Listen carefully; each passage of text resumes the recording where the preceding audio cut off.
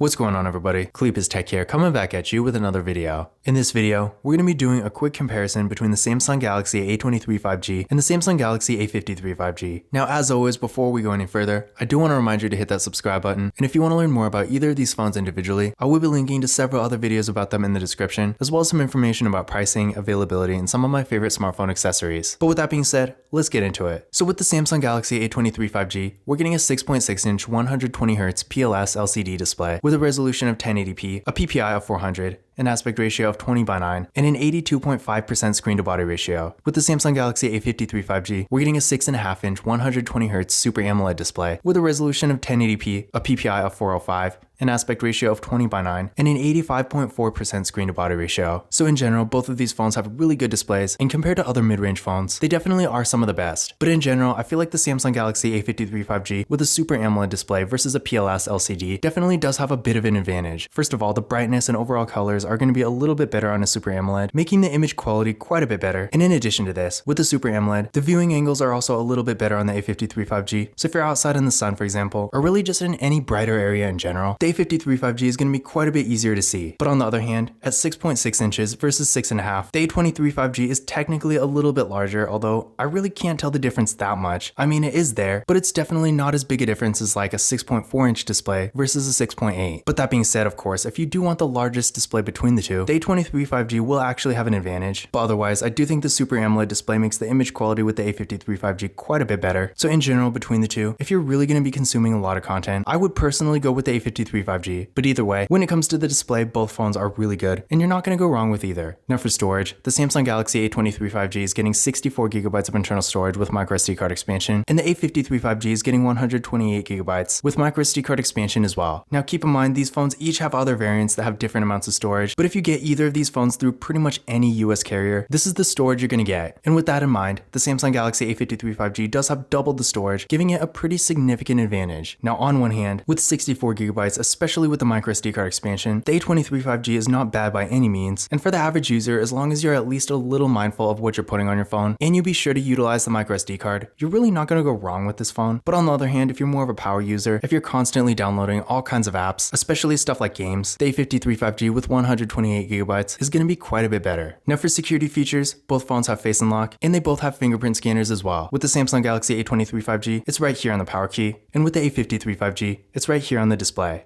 But starting with the A23 5G, let's go ahead and give them a try. There we go, one more time. And there we go. And now for the A53 5G. There we go, one more time.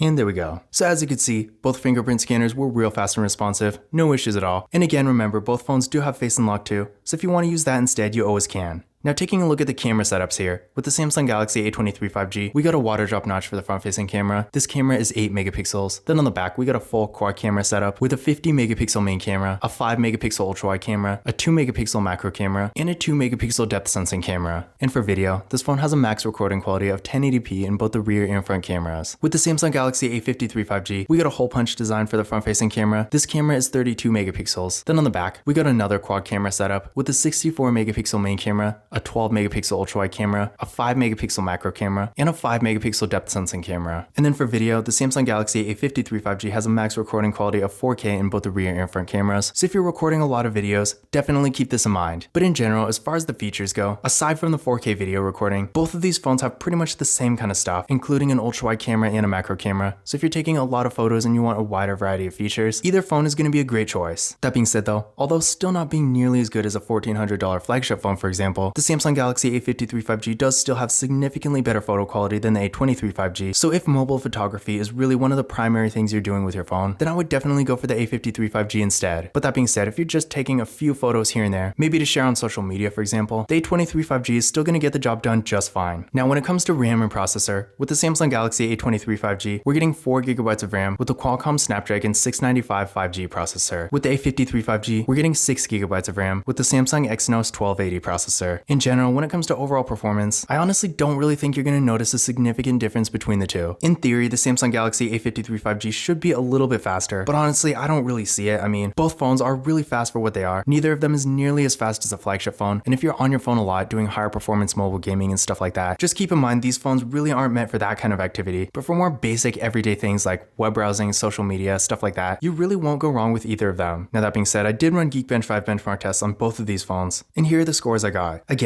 really not that much of a difference here. The A23 5G did score a tiny bit higher on the multi-core score, and on the other hand, the A53 5G scored a little bit higher on the single core score, but in general, when you're actually using the phone, most people are probably not going to notice much of a difference. But that being said, overall, if you want a decently fast 5G phone, and you're doing more basic activities like web browsing, social media, streaming content like videos and music, and maybe some light mobile gaming here and there, and you don't want to spend a ton of money on a higher end device, then performance-wise, you really won't go wrong with either phone. Now, when it comes to the battery, these phones are exactly the same, both of them having 5,000 mAh batteries and 25 watt fast charging. So if battery life is really important to you, maybe you're in a situation where you're not always around a charger, and you need something that's really going to last all day. In that kind of situation, either of these phones will be a great choice. And with the fast charging, 25 watt fast charging, while definitely not being the best in the world, is still really good for a mid-range phone. So you can also expect to get great charging speeds with either of these. Another thing to keep in mind here is that like any A-series phone, neither phone has wireless charging. So if that is a feature you want, you might want to look into something a little bit higher end, like a Samsung Galaxy S21 FE. But the good news here is that both phones do have NFC, so if you like to use tap and pay, you'll be happy to know you can do that with either phone. Now, another design thing I do want to point out here is that with the Samsung Galaxy A23 5G, we are getting a headphone jack, whereas the A53 5G doesn't have a headphone jack. So if being able to use normal wired headphones is important to you, then the A23 5G might be a better choice. But keep in mind, even if you get the A53 5G, if you have a USB-C adapter, which I will be linking to in the video description, you can still use wired headphones just fine. But in general, even aside from that, if you typically do use normal 3.5mm headphones, not having a headphone jack is just annoying. So again, if that really is an important thing to you, and you really don't want to use wireless headphones or something like that, then since again, the A23 5G does have a headphone jack, then obviously this phone is going to be a better choice for you. But in conclusion, which of these phones is better? In general, these phones are actually really similar for what they are, but overall, the Samsung Galaxy A53 5G is a bit better. The Super AMOLED definitely gives it a huge advantage when it comes to image quality on the display, so if you're consuming a lot of content, especially stuff like watching videos, you are going to get a much better experience with the A53 5G. In addition to this, with 128GB versus 64 with the A23 5G, the A53 5G has double the storage, the camera quality is also quite a bit better, and again keep in mind, the A53 5G can record 4K videos, whereas the A23 5G can't. But in general, aside from those differences, these phones are honestly really similar, and again, the A23 5G has a slightly larger display and a headphone jack, whereas again, the A53 5G doesn't have a headphone jack. But overall, I would say if you can get these phones for around the same price, because I know carriers are offering really good deals on them, I would personally go with the A53 5G. But on the other hand, if the A23 5G is significantly less, like maybe you can get this phone for free, I would honestly just go with the A23 5G, because although the A53 5G does have some better features, in my opinion, it's really not worth that much of a price difference. But this concludes my comparison between the Samsung Galaxy A23 5G and the Samsung Galaxy A53 5G. Again, if you want to learn more about either of these phones individually, I will be linking to several other videos about them in the description, as well as some information about pricing, availability, and some of my favorite smartphone accessories. But that's it for this video.